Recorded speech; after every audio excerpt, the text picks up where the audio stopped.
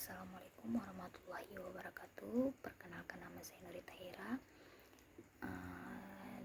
Saya ingin memenuhi tugas saya, yaitu tugas ekologi perairan. Di sini saya akan mendeskripsikan atau saya di sini akan membahas sedikit jurnal yang sudah saya baca, yaitu tentang River Continuum Concept.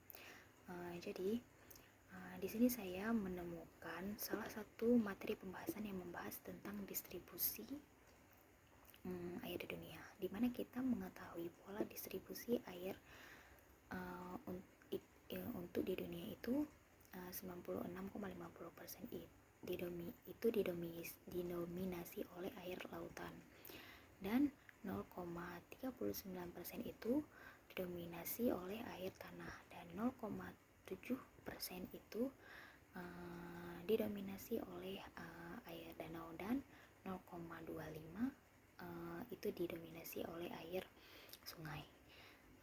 Di situ kita dapat mengetahui bahwa pola distribusi terbesar di dunia itu diduduki oleh air lautan, dan disusul oleh air tawar, air sungai, dan air laut dan air danau. Setelah kita mengetahui pola distribusi air di dunia, sekarang kita mempelajari pola distribusi air tawar. Setelah kita mengetahui pola distribusinya, kita mengetahui bahwa 13.000 spesies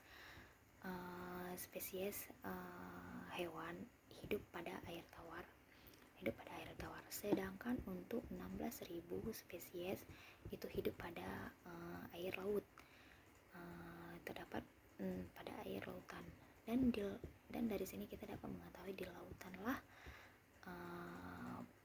lautanlah yang menyimpan begitu besar spesies di dunia. Sedangkan 8.500 spesies ikan itu terdapat di perairan Indonesia. Ini yang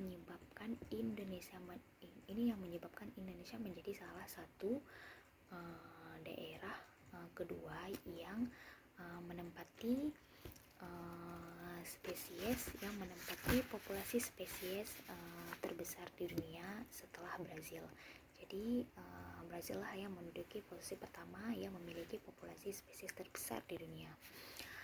Kemudian di sini juga kita akan membahas tentang pengertian sungai. Sungai yaitu alur-alur pada permukaan bumi yang terbentuk secara ilmiah, di mana sungai mengalir dari hulu menuju hilir, yang berasal dari air hujan. Di sini juga kita akan membahas tentang jenis-jenis sungai. Itu dapat dibagi menjadi 3 bagian, yaitu sungai yang pertama yaitu sungai permanen. Yang dimaksud dari sungai permanen yaitu sungai yang tidak berubah-ubah walaupun terjadinya hujan, kemarau, sungai itu tetap seperti itu, tetap permanen, dia airnya tetap ada.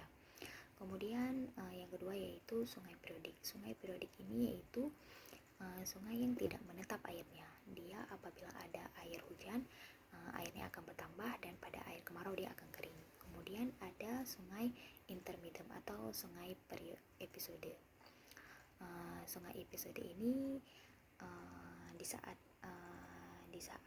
dia hujan, dia akan memiliki air yang begitu banyak.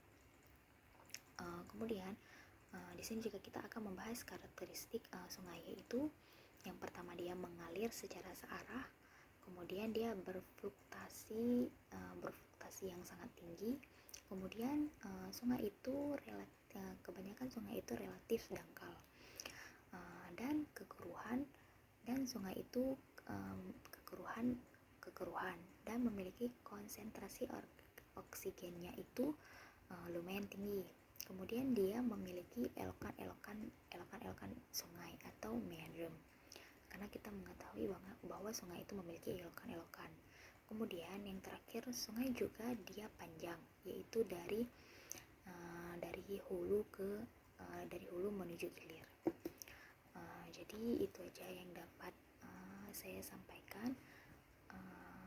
Saya akhiri. Assalamualaikum warahmatullahi wabarakatuh.